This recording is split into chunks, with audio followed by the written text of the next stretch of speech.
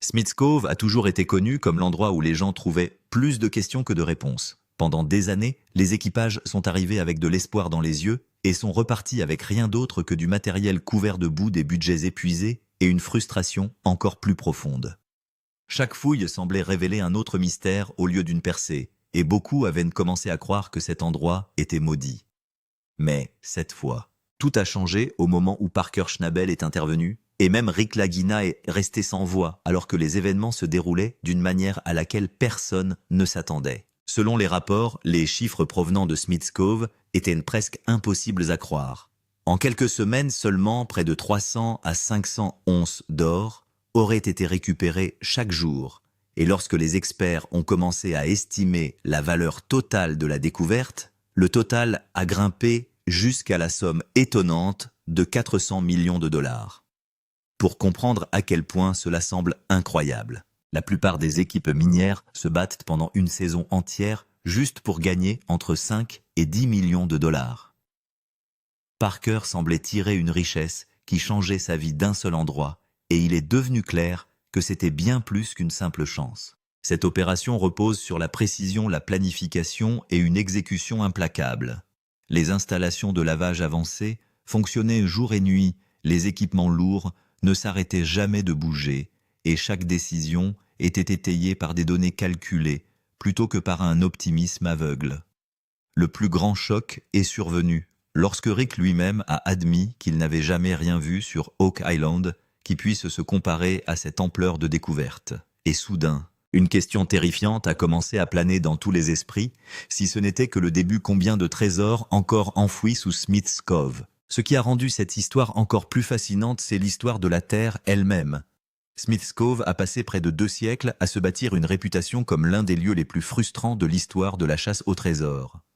D'étranges structures en bois ont été découvertes profondément sous terre, des formations en couches inhabituelles ont dérouté les experts, et chaque indice semblait suggérer que quelque chose d'énorme était caché sous la surface. Ce mystère a attiré des vagues après vagues d'explorateurs, tous convaincus que ce seraient eux qui perceraient enfin ces secrets. Certaines équipes ont creusé avec des outils manuels de base, croyant que la patience révélerait la vérité.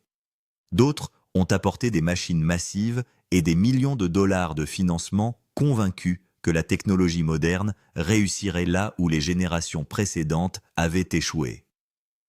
Ces dernières années, des systèmes de forage de haute technologie et des équipements de numérisation souterrains ont été introduits, mais chaque opération s'est finalement heurtée au même cauchemar. Dès que les équipages atteignaient certaines profondeurs, de puissants tunnels d'inondation libéraient des eaux tumultueuses et détruisaient des mois de progrès en quelques heures. C'était presque comme si l'île avait construit son propre système de défense. Des puits coûteux ont été construits pour être engloutis par l'eau quelques jours plus tard, laissant les investisseurs furieux et les équipages épuisés émotionnellement. Des rapports affirmaient que plus de 50 millions de dollars avaient déjà été dépensés au fil des ans, mais que le rendement financier était pratiquement inexistant. Il ne restait plus que des promesses non tenues, des équipements en ruine et des théories sans fin sur ce qui pourrait encore être caché sous terre. Il y a eu des moments d'espoir occasionnels, mais ils n'ont jamais duré. De petites traces d'or apparaissaient, parfois 5 onces, parfois 10, mais rien d'assez important pour prouver l'existence réelle d'un gisement massif. Ces minuscules découvertes n'ont fait que rendre le mystère plus douloureux, car elles faisaient allusion à quelque chose de plus grand, sans jamais fournir de véritables preuves. Au fil du temps, de nombreux experts ont commencé à qualifier Smith's Cove d'illusion. Un endroit où les gens ne cessaient de gaspiller leur fortune tout en poursuivant un rêve qui n'était peut-être même pas réel. Même Rick Lagina et l'équipe d'Oak Island ont passé des années à lutter contre le site. Ils ont construit des bâtards d'eau, tenté de bloquer les tunnels d'inondation et lancé opération après opération avec une détermination qui semblait imparable. Pourtant, chaque tentative s'est terminée de la même manière, avec des inondations des plans qui s'effondrent et une confusion écrasante. Finalement, beaucoup de gens ont accepté l'idée qu'il n'y avait tout simplement aucun gisement d'or significatif caché là-bas. C'est là que Parker a complètement changé la donne. Alors que tout le monde traitait Smith's Cove comme un mystère insoluble, lui l'abordait comme un projet minier moderne entièrement piloté par des données concrètes. Au lieu de perdre du temps à creuser des couches supérieures aléatoires et d'espérer de la chance, il s'est concentré directement sur des zones plus profondes que d'autres, avait trop peur de toucher. Sa stratégie était agressive, calculée et ne ressemblait à rien de ce qui avait été vu auparavant. Son équipe a lancé des opérations de carottage profond, atteignant près de 80 à 100 pieds sous terre. C'est exactement la profondeur que les équipes précédentes ont évitée, car le risque de tunnel d'inondation était considéré comme extrêmement dangereux. Mais Parker était prêt à jouer là où d'autres paniquaient, et cette décision a tout changé. Il a compris que des découvertes majeures existent souvent là où la peur empêche tout le monde d'aller plus loin. Chaque échantillon a été analysé avec une extrême précision. La densité du sol, la composition minérale, la stratification structurelle et les traces microscopiques d'or ont toutes été soigneusement étudiées avant le début des fouilles majeures. Ce niveau de discipline a donné à Parker quelque chose que les équipages précédents n'avaient jamais vraiment eu une compréhension claire de ce qu'il attendait sous la surface. Pendant que d'autres devinaient, il élaborait un plan. Puis les chiffres ont commencé à devenir choquants. Un sol normal produit souvent environ 0,5 g d'or par tonne, ce qui est considéré comme modeste mais exploitable.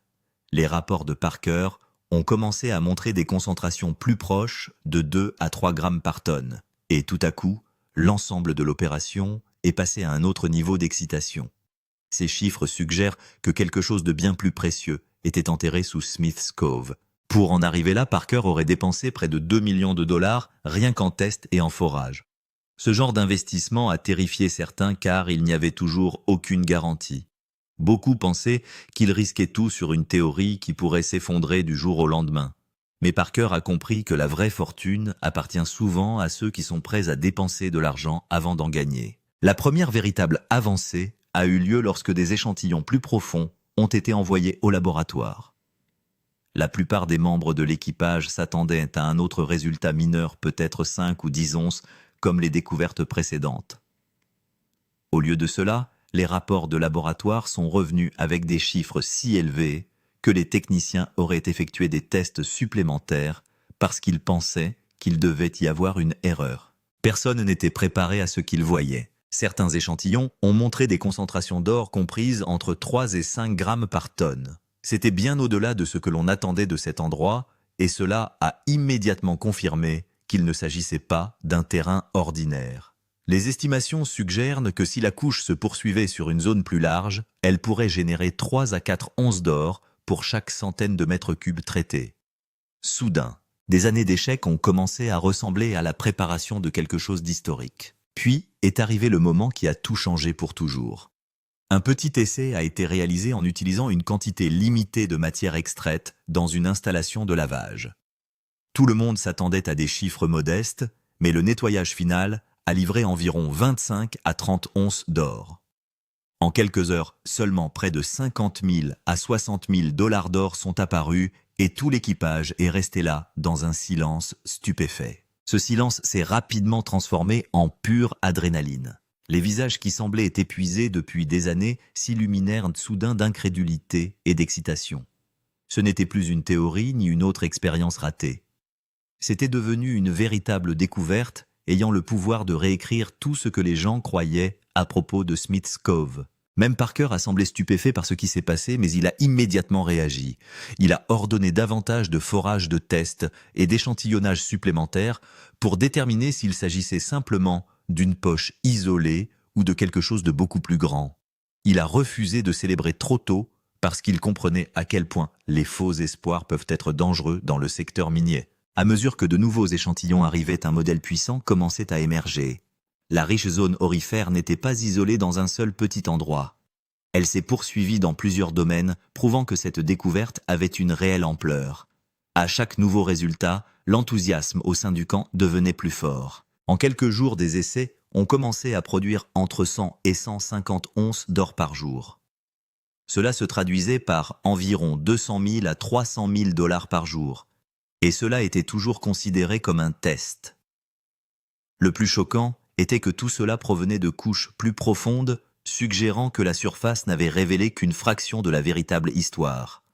Plus ils approfondissaient, plus cette découverte semblait devenir grande. Cette prise de conscience a forcé Parker à prendre la plus grande décision de toute l'opération. Cela ne pouvait plus rester une petite expérience construite autour de tests et d'un optimisme prudent. Les chiffres étaient trop massifs pour être ignorés, et l'opportunité était tout simplement trop grande. À ce moment-là, Smith's Cove a cessé d'être un mystère et est devenu le centre d'une opération minière à grande échelle qui pourrait tout changer pour toujours. En quelques semaines, tout le quartier a changé.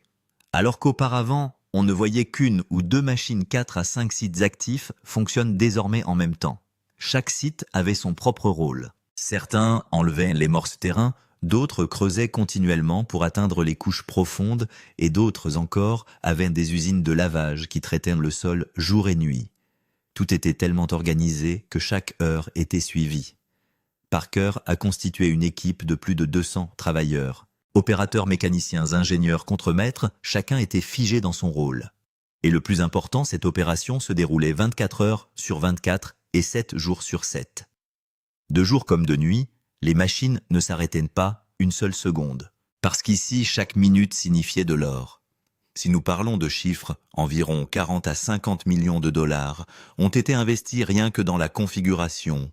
Pelles lourdes bulldozers, installation de lavage, multiples systèmes de carburant pipeline, configuration de contrôle des inondations.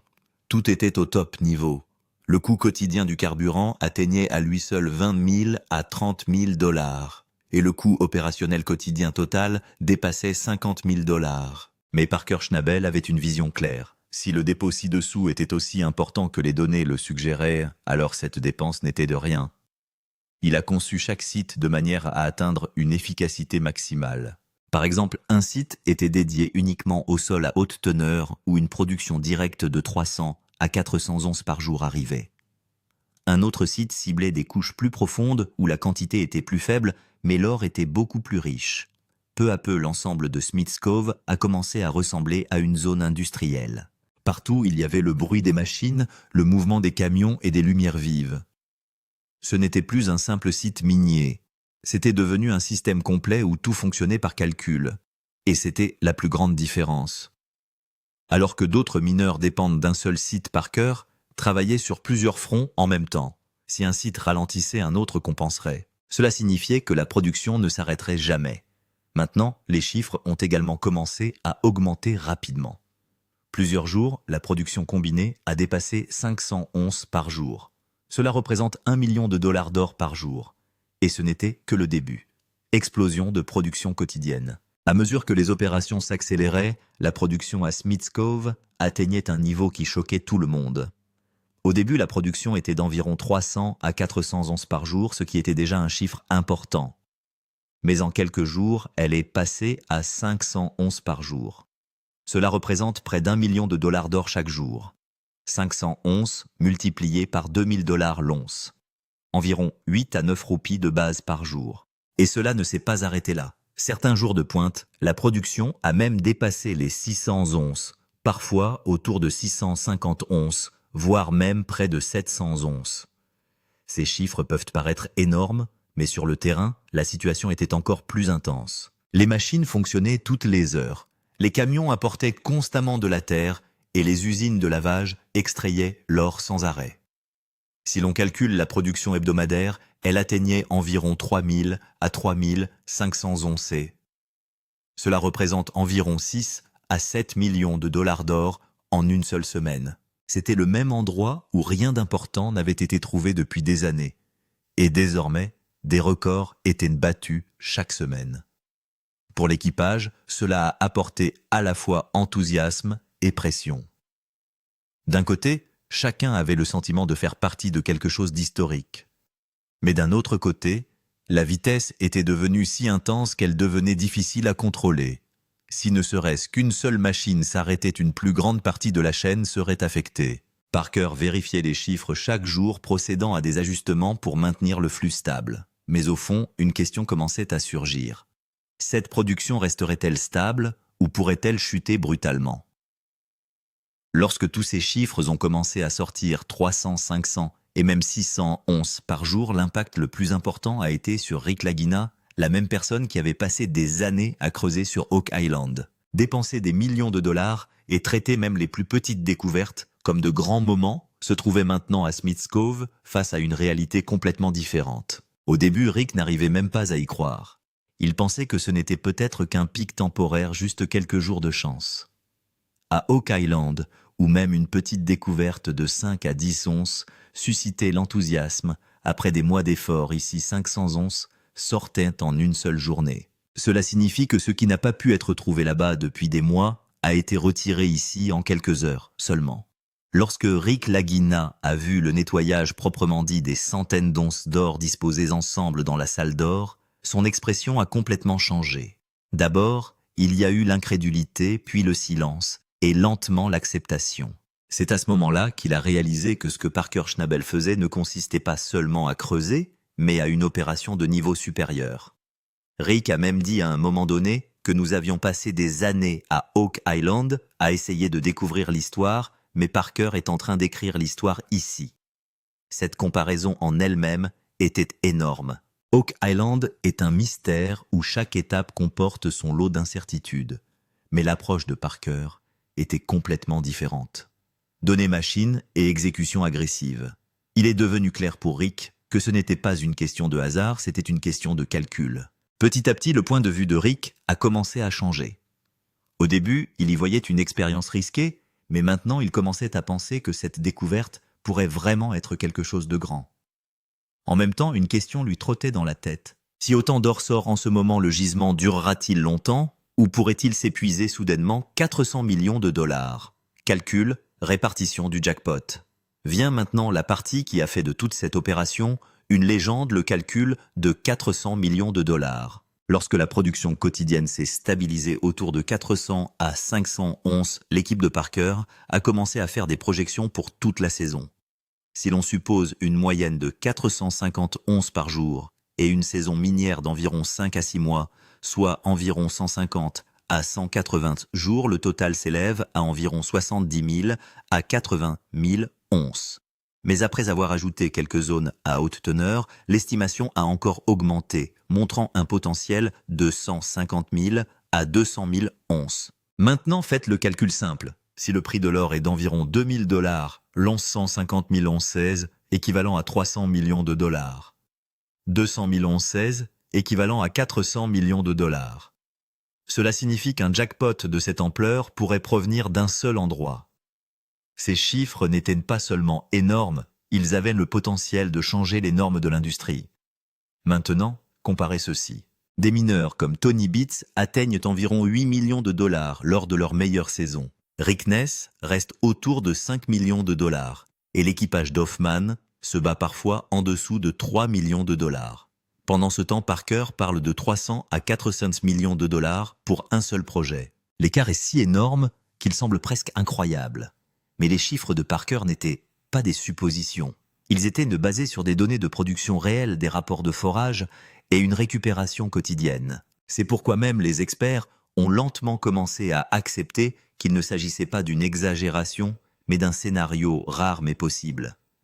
Maintenant, la plus grande question est la suivante. Si ce calcul s'avère vrai, s'agit-il simplement d'un coup de chance?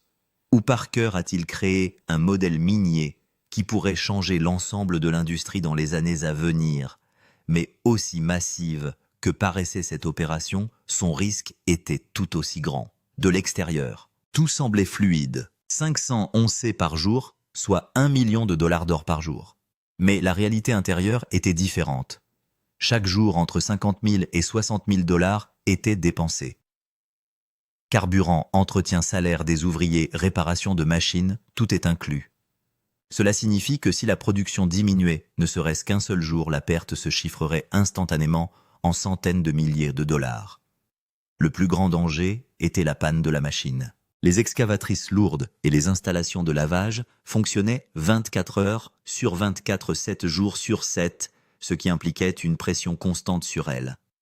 Si un seul tapis roulant ou une installation de lavage s'arrêtait, la chaîne entière se briserait. Et ici, chaque heure avait de la valeur, car en une heure seulement environ 15 à 20 onces d'or ont été récupérées. Yannick Carib, 30 000 à 40 000 dollars. Dans le même temps, la pression était également intense sur l'équipage. Poste de travail de 12 à 14 heures, temps froid, bruit continu et stress. Tout cela a commencé à créer de la fatigue. Pour de nombreux travailleurs, il ne s'agissait plus seulement d'un travail, c'était comme une survie. Parce que tout le monde savait que ce genre d'opportunité ne se présente pas encore et encore. Parker Schnabel lui-même surveillait de près chaque petit détail. Tout retard, toute erreur, tout devait être réparé immédiatement. Car ici, la marge d'erreur était quasiment nulle.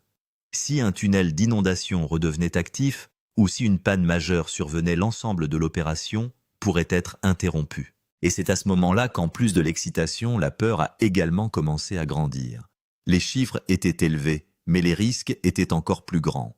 Chaque jour était devenu un pari, soit des millions de profits, soit des pertes massives. La théorie des couches cachées, le vrai secret. Alors que la production ne cessait d'augmenter, une nouvelle théorie commença à se former dans l'esprit de Parker et de son équipe. Et si l'or récupéré actuellement provenait uniquement de la couche supérieure, peut-être que le véritable trésor est encore caché plus profondément. C'est ce qu'on appelle la théorie des couches cachées.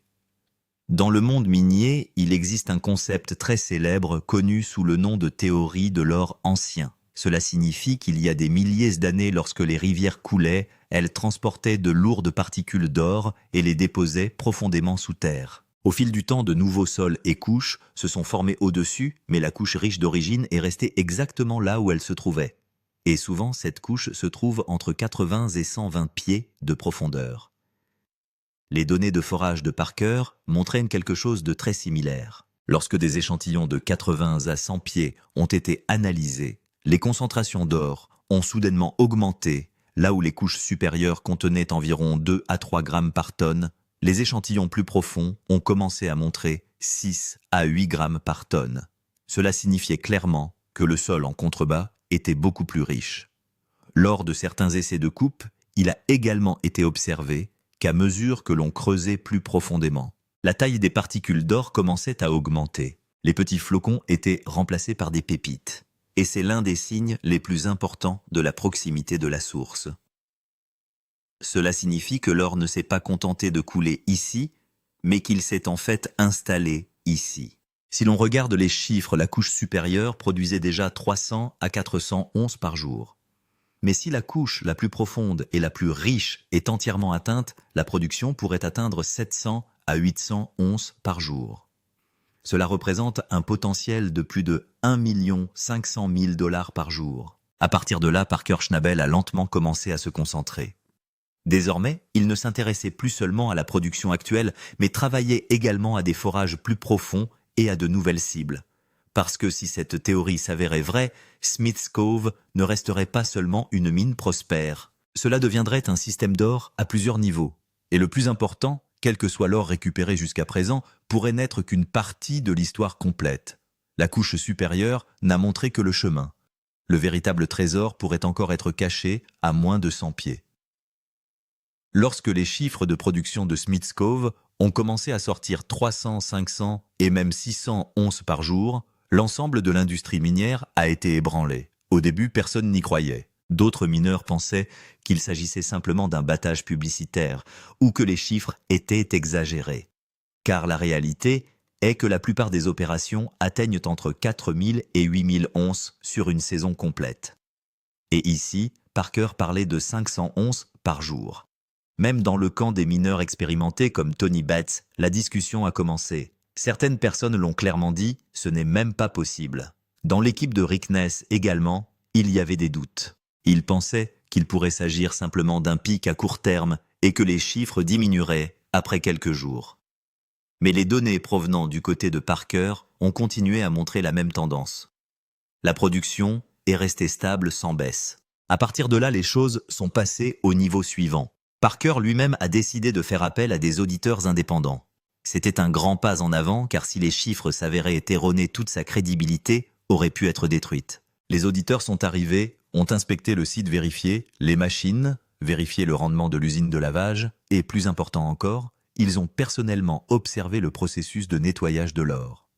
Lorsqu'ils ont comparé les journaux quotidiens avec la production réelle d'or, le résultat était clair. Les chiffres étaient réels. Plusieurs jours 450 à 550 onces par jour ont été confirmés. Et certains jours de pointe, elle atteignait même environ 600 onces. Cela signifie que ce n'était pas une exagération, c'était la réalité du terrain. Dès la publication du rapport d'audit, toute l'atmosphère a changé. Les mêmes personnes qui riaient auparavant se turent. Plus personne ne doutait ouvertement. Mais au fond, tout le monde comprenait que quelque chose d'important se passait ici. Forums miniers experts de l'industrie partout. Il n'y a eu qu'une seule discussion. Si cela est vrai, cela change la donne. Parce que cela signifiait que Parker n'avait pas seulement trouvé de l'or. Il avait changé l'échelle de l'exploitation minière elle-même. Et la partie la plus intéressante, Parker lui-même ne disait pas grand-chose. Il ne faisait que travailler augmentant les chiffres et le reste du monde réagissait de lui-même après avoir vu les résultats. Aujourd'hui, l'histoire se trouve à son tournant le plus critique où les chiffres sont devenus si élevés qu'il est difficile de les croire. 300 millions de dollars, 350 millions de dollars et selon certaines estimations jusqu'à 400 millions de dollars d'or ont déjà été récupérés à Smith's Cove ou sont sur le point de l'être. Mais la vraie question commence maintenant. Est-ce le trésor complet ou n'était-ce que le début? L'équipe de Parker Schnabel ne se concentre plus uniquement sur la production actuelle. De nouveaux points de forage sont en préparation notamment pour cibler les couches inférieures à 100 pieds. Certaines nouvelles carottes montrent à nouveau des concentrations plus élevées, autour de 5 à 7 grammes par tonne. Cela signifie clairement une chose, le sous-sol n'a pas encore révélé toute son histoire. Si la production actuelle est d'environ 400 à 500 onces par jour, alors atteindre la couche plus profonde pourrait la pousser à 700 à 800 onces par jour. Cela signifie plus de 1 500 000 dollars d'or par jour. Et si ce rythme se poursuit même pendant 2 à 3 mois, la valeur totale pourrait atteindre jusqu'à 500 millions de dollars. Mais le risque est toujours aussi grand. À mesure que l'on creuse, le danger de tunnels d'inondation augmente la pression, augmente, et chaque décision devient plus critique. Parker doit désormais réfléchir soigneusement à chaque étape car un faux mouvement pourrait arrêter toute l'opération. Rick Lagina et d'autres experts surveillent également de près la situation. Certains pensent qu'il s'agit d'une découverte unique, tandis que d'autres affirment que la véritable couche n'a pas encore été atteinte. Mais une chose est claire pour tout le monde. Smith's Cove n'est plus seulement une expérience, c'est devenu un tournant. La phase suivante est désormais sur le point de commencer. Forage profond d'excavation contrôlée et peut-être pour la première fois atteindre cette couche où le véritable or pourrait être caché. Et c'est le moment qui décidera, Parker a-t-il déjà décroché le jackpot ou le plus gros trésor attend-il toujours en dessous? Et parce qu'en vérité, ce qui a été découvert jusqu'à présent ne semble pas être la fin de l'histoire. C'est comme si une porte s'était ouverte derrière laquelle bien d'autres choses pourraient encore se cacher. Si 400 millions de dollars peuvent sortir de Smith's Cove, alors imaginez combien de trésors pourraient encore être cachés en dessous.